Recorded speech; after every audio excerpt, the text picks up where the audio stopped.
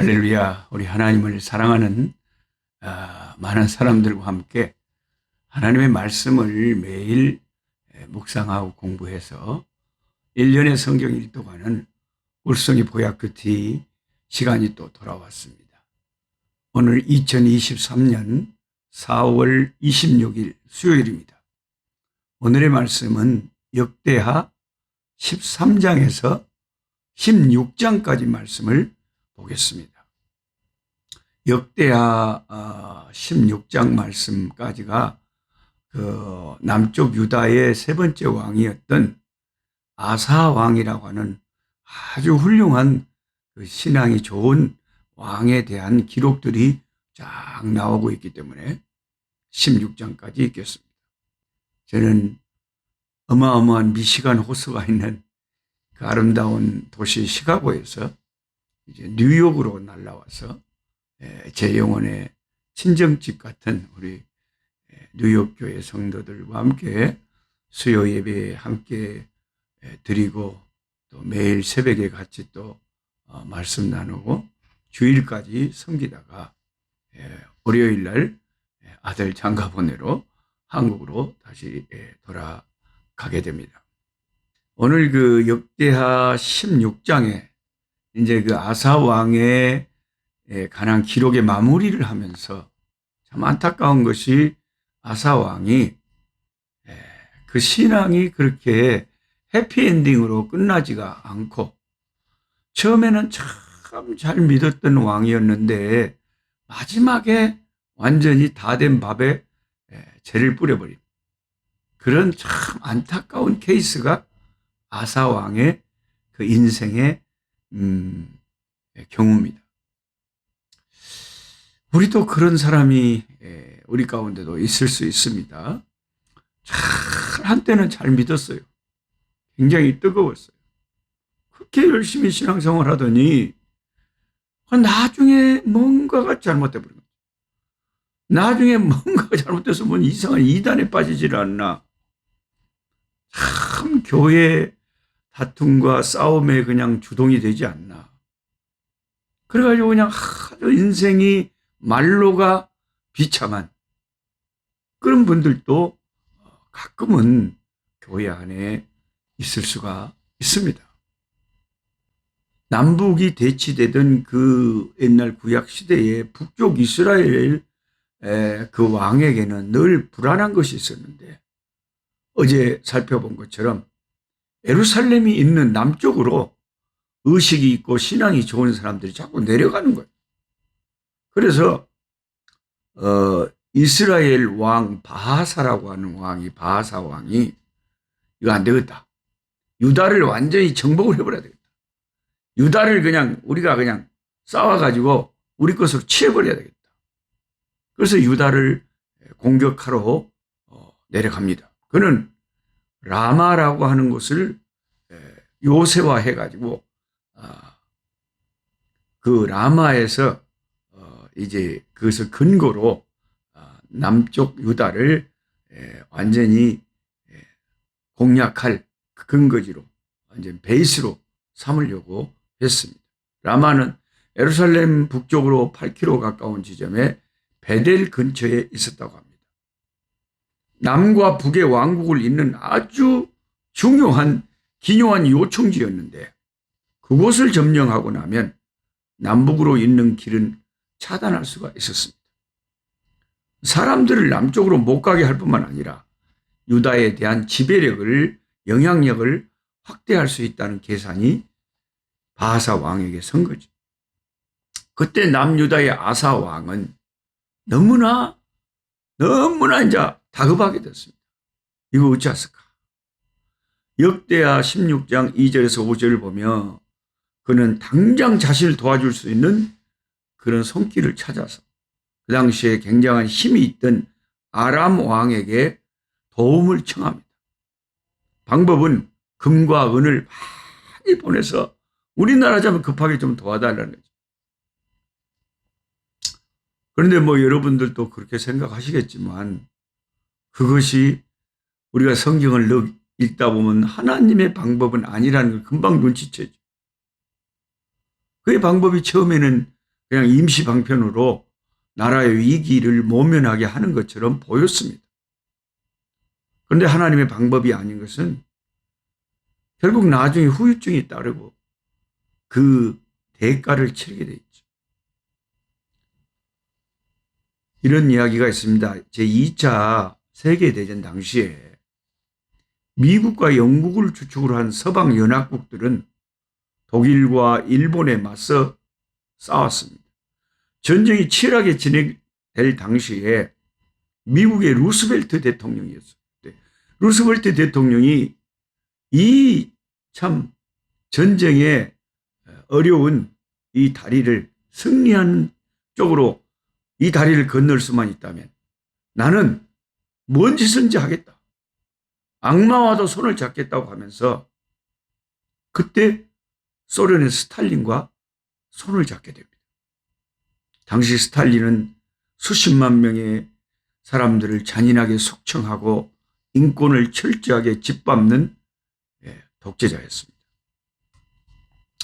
이제 2차 세계대전이 연합군의 승리로 끝이 나고 그런 다음에 소련은 이제 그 승전국이 돼서 순식간에 동유럽과 중국, 중남미 곳곳에 공산 정권을 확산시키게 됩니다.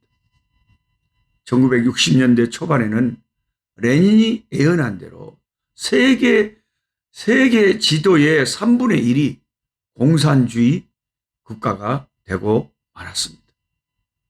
미국과 영국이 2차 대전에서 승리했지만 그들이 치러야 했던 대가가 얼마나 큰 것이었는가. 소련의 스탈린과 손잡은 그 대가가 얼마나 많은 사람을 공산 치하에서 고통을 당하게 만들었는가 하는 것입니다. 우리 인생에는 잡지 말아야 될 손이 있고요. 잡아도 되는 손이 있습니다. 아사는 유다의 세 번째 왕이었는데 아사에 대한 이야기는 성경에서 아주 큰 비중을 차지합니다. 역대하 14장에서 16장까지 무려 석 장에 걸쳐서 아사의 기록이 있습니다. 역대하 16장 말씀이 그의 실수에 대하여 기록하지만 그 전에 많은 부분을 할애해서 14장에서 15장에는 얼마나 아사의 믿음이 아름다운 것이었는가 하는 이야기가 더 많이 쓰여 있습니다. 처음에 아사 왕은 하나님 보시기에 선과 정의를 행한 그런 사람이었습니다. 이방 신상과 산당을 없애고 선지자의 말에 순종하면서 개혁을 단행합니다. 에디오피아 100만 대군이 유다를 공격해 왔을 때 그는 하나님 앞에 엎드려 기도를 합니다. 큰 자와 약한 자 사이에는 주님밖에는 도울 자가 없습니다. 그리고 하나님께 간절히 도움을 청할 때에 기도할 때에 하나님이 이디오피아 100만 대군도 무찌르게 해 주셨던 것입니다. 또 역대하 15장 13절에 보면 이스라엘 하나님 여호와를 찾지 아니하는 자는 어떻게 되느냐? 대소남녀를 막론하고 죽이는 것이 마땅하다고 명령을 내릴 정도로 아사 왕은 철저하게 이스라엘 백성으로 하여금 하나님을 경외하게 했습니다. 더군다나 그 유명한 그 사건, 그 어머니가 아사 왕의 어머니가 아세라의 가증한 목상을 가지고 만들자 그는 그 우상을 찍어서 가루로 만든 다음 기드론 시냇가에서 불살라버리고 그 어머니를 태후의 자리에서 패해버렸습니다. 이처럼 결단력 있게 우상 숭배와 이스라엘 백성이 하나님 경외하는 것을 참 급 드라이버를 걸면서 개혁을 주도했던 정말 멋진 신앙의 사람이었습니다. 이처럼 그가 하나님을 전적으로 의지하며 믿음으로 나라를 다스리자 그가 왕위에 오른 지 35년까지 나라가 평안했다. 이렇게 기록이 됐습니다. 역대하 14장과 15장에 나오는 아사 왕은 대단한 믿음의 사람이었습니다. 그런데 사람이 일관성 있는 삶을 사는 것이 그렇게 힘들까 봅니다. 그렇게 힘든가 봐요. 문제는 자신의 문제를 그 선지자에게 지적을 받고 난 후에 이상한 반응을 보이기 시작하면서 이상하게 그 믿음이 변질되기 시작합니다. 역대하 16장 10절을 보세요. 선지자가 아사 왕의 잘못을 지적했을 때 아사의 반응입니다.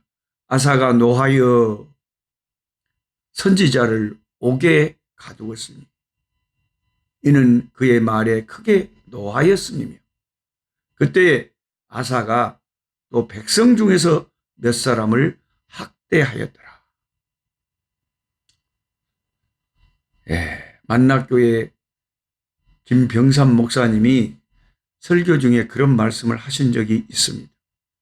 지혜로운 사람이란 어떤 사람이냐? 실수하지 않는 사람이 아니라는 거죠. 지혜로운 사람도 실수할 수가 있대요. 그런데 지혜로운 사람은 실수를 안 하는 사람이 아니라 실수를 한 후에 돌이키고 회개하고 잘못을 깨닫고 고치려고 하고 그런 사람이 지혜로운 사람이라는 겁니다. 그래서 제가 강도도 겪고 어려움도 겪었습니다만 또 가깝게 저를 후원하고 도와주는 사람들이 많이 좀 떠나기도 하더라고요. 그래서 저는 그 떠난 사람들이 섭섭하거나 떠난 사람들이 이상한 게 아니라 내가 무엇을 고쳐야 되는가? 나에게 어떤 약점이 있는가? 그리고 내 자신을 돌아보고 내 자신을 하나님 앞에 정말 회개할 수밖에 없고 좀 더 성숙한 하나님의 백성이 되어야 되겠다는 그런 결단을 하게 되는 이유가 다른 사람이 원망이 되거나 그 사람들에 대한 어떤 그럴 수가 있나 그런 생각이 전혀 안 들어요. 저는 항상 제 자신을 돌아보기를 원합니다.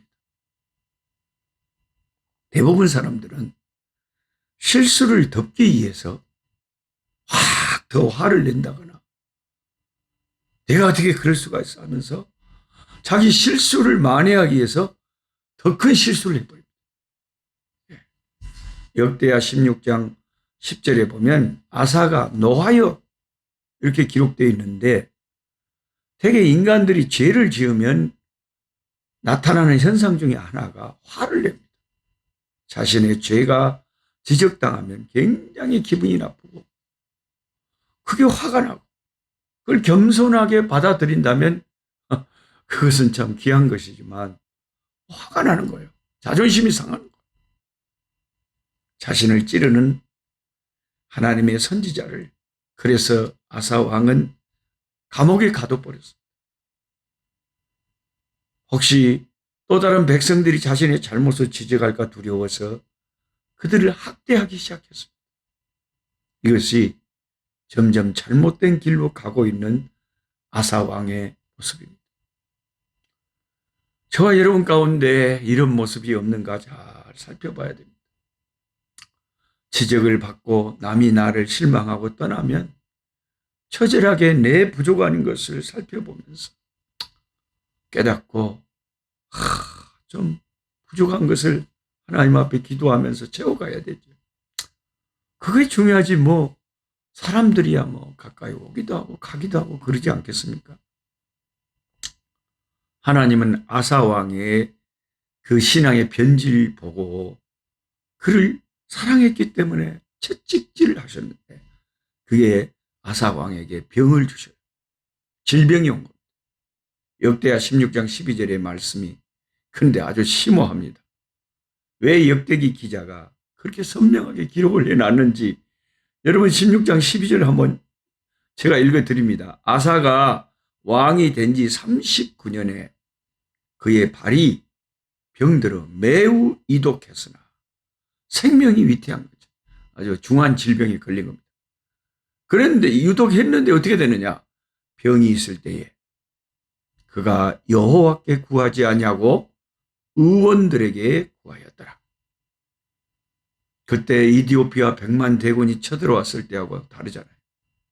자기 목숨이 경각에 달렸는데 하나님께 구하지 않냐고 의원들에게 구했다. 뭐 의원들에게 병원에 가는 게 잘못됐다는 게 아니라 왜 하나님께는 구하지 않습니까? 그게 잘못됐다는 거죠.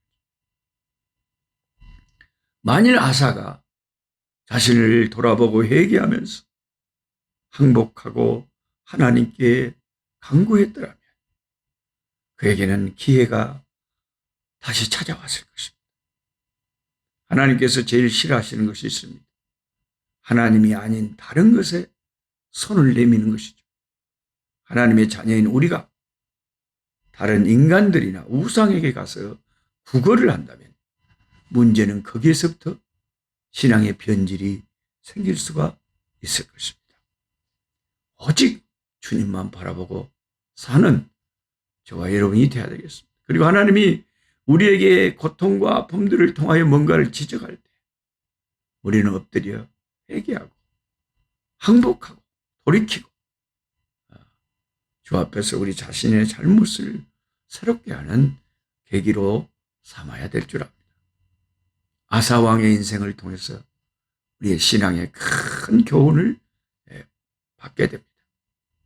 하나님 아버지, 오늘 또 역대하의 말씀 가운데 유다의 세 번째 왕이었던 그 위대한 신앙의 아버지 하나님이여, 개혁가, 정말 신앙의 불같은 사람, 그렇게 열정적으로 하나님을 섬기고 백성들을 이끌었던 그런 불같은 뜨거운 사람도 세월이 지나면서 어느 날 어느 순간 신앙이 변질되어 가는 모습을 봅니다. 아버지, 우리가 끝까지 신앙생활 죽을 때까지 잘한다는 것이, 그런 일관성을 가지고 하나님을 잘 섬긴다는 것이 쉬운 것이 아님을 봅니다. 아버지, 우리 유튜브로 함께 성경 공부하는 꿀송이 보약큐티 가족들에게 주님이 이 말씀이 잘 박힌 모처럼 큰 교훈으로 다가가서 끝까지 주님 앞에 겸손하게 하나님만 바라보는 우리들 신앙생활 될 수 있도록 아사처럼 변질되지 않도록 도와주시옵소서. 예수님의 이름으로 기도하옵나이다. 아멘. 약한 자 힘주시고 강한 자 바르게 주 혼자 정케함이 주님의 뜻이라. 해 아래 압박 있는 곳 주 거기 계셔서 그 팔로 막아 주시어 종이가 서